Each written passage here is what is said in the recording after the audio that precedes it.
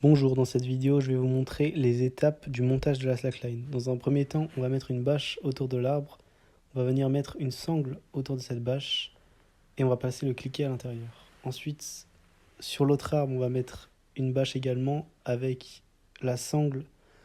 On va venir rentrer le rouleau à l'intérieur de la sangle. Ensuite, on va venir dérouler ce rouleau et mettre la sangle à l'intérieur du cliquet.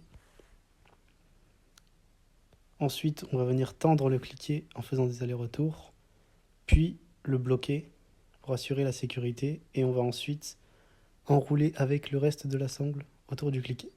Ensuite, on va mettre une dynaloop autour de l'arbre sur lequel de chaque côté on va mettre un mousqueton. Ensuite, là, je vous montre les étapes pour réaliser le double nœud de 8 qu'on va du coup en mettre de chaque côté sur les deux mousquetons. Un par mousqueton du coup. Ensuite, on va vérifier les mousquetons, on va bien les serrer. On va vérifier un petit peu.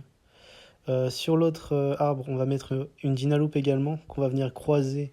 On vient ensuite mettre la corde dans le gris-gris. Qu'on va venir ensuite, du coup, là on voit que ça bloque.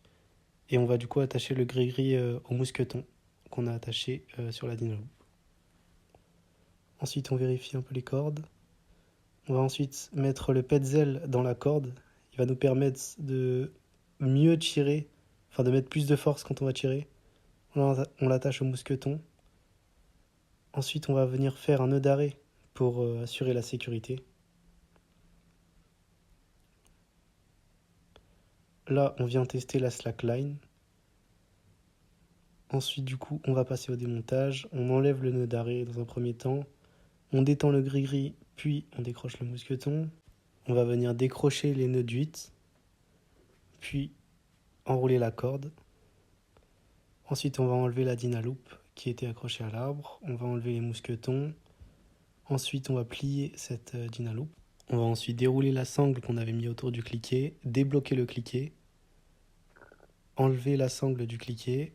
Ensuite, on va l'enrouler. Là, on enlève le rouleau, puis le cliquet de la sangle de l'autre arbre. On passe maintenant au rangement des cordes. Dans un premier temps, on va mettre les grandes cordes. Ensuite, on va mettre les dynaloops.